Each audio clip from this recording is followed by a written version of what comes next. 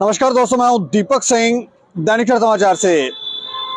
एक और अरनिया थाना क्षेत्र के अंतर्गत एक इलाका है, वहां पर एक और घटना सामने आई है और इस बार जो घटना सामने आई है वो लूटपाट की घटना है।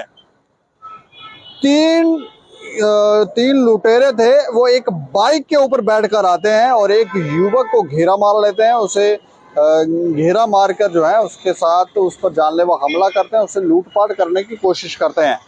और ये अरनिया की घटना है। अरनिया से पिछले 2-3 दिन से अगर हम देखें तो लगातार इस तरह की बातें सामने आ रही हैं कि वहां पर कुछ भी चीजें जो है वो ठीक नहीं है।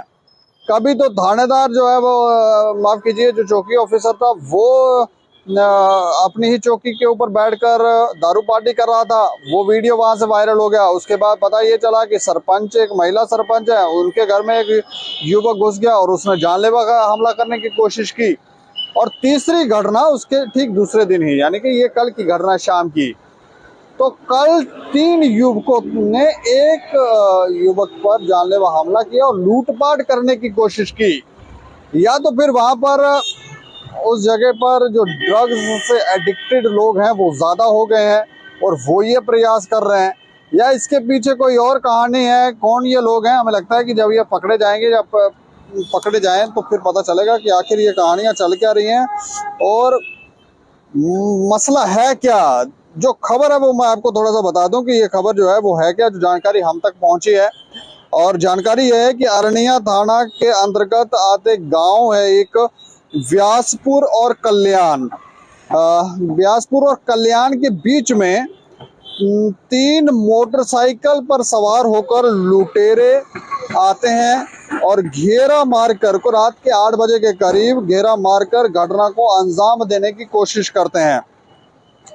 और जिस युवक पर ये किया जाता है वो वहां पर घायल हो जाता है और फिर वहां से वो भागने की कोशिश करता है, अपनी जान बचाने की कोशिश करता है। वारदात के बाद 2 लुटेरे तो वहां से भाग जाते हैं और क्योंकि वहां पर हाथापाई हो गई तो वहां से भागने 2 लुटेरे भाग जाते हैं, क्योंकि उस शख्स ने शोर भी मचाया होगा। तो वो 2 तो भाग जाते हैं, लेकिन एक वहां पर हो सकता है नशा किया हो, जा क्या किया था वो, वहां पर उनको कहता है कि मैं नहीं डरता हूँ, मैं नहीं डर रहा हूँ, उनको आगे से हूल दे रहा था। तो ये एक तीसरा लुटेरा, लेकिन जब वहां पर पुलिस आ गई तो फिर ये तीसरा लुटेरा भी वहां से फरार हो गया।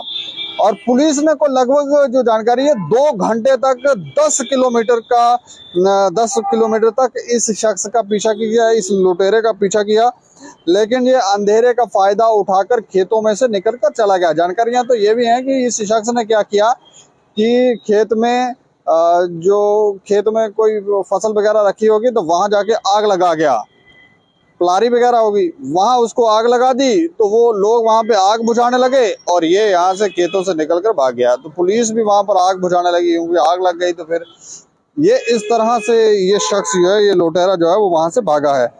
और जो जानकारी है उसके मुताबिक विशाल कुंडल है, विशाल कुंड पुत्र है रामलाल, निवासी व्यासपुर।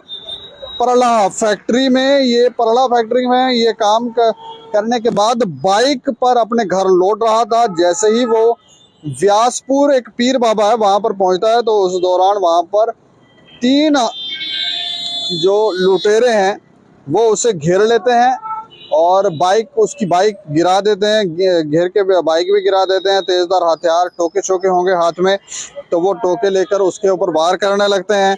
विशाल ये बताता है, विशाल के मुताबिक किसी तरह वो हमलावरों से जान बचाकर भाग निकलता है और गांव के लोगों को जाकर बताता है, जानकारी देता है। और उसके बाद गांव के लोग भी उस घटना स्थल पर पहुंच जाते हैं और 2 लुटेरे तो वहां से भाग निकलते हैं, लेकिन तीसरा लुटेरा को 100 मीटर की दूरी के ऊपर खड़ा होकर चैलेंज कर रहा था।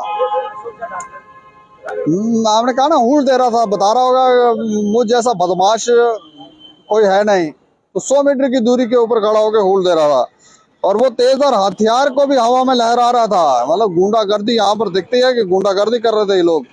और इतने में जैसे ही वहां पर पुलिस भी पहुंच जाती है, क्योंकि पुलिस को लोगों ने सूचित किया होता, तो पुलिस वहां पर पहुंच जाती है। तो पुलिस की गाड़ी को देखकर ये लुटेरा वहां से फरार हो जाता है। लुटेरे ने खेतों के बीच से मोटरसाइकिल जो है बीच में जाकर मोटरसाइकिल खड़ा कर दिया और पुलिस के साथ गांव के लोग भी खेत में जा पहुंचे। हमलावर मोटरसाइकिल छोड़कर तो वहां से भाग गया, लेकिन पुलिस की टीम और लोग उसका पीछा करने लगे। लुटेरा जो था वो गलियों से निकलता हुआ भाग रहा था। लुटेरे ने पुलिस और ग्रामीणों का ध्यान भड़काने के लिए खेत में पराली थी उसको आग लगा दी और पुलिस और लोग वहां पर आग बुझाने लगे। और इतनी देर में अंधेरे का फायदा उठा के ये जो लुटेरा था ये वहां से भाग गया और अब तक लुटेरे का कोई अता पता नहीं है। अब हमने कॉल भी किया था लेकिन कुछ खास जानकारी हमें मिली नहीं है कि ये लुटेरे पकड़े गए हैं या नहीं पकड़े गए हैं। और वो जो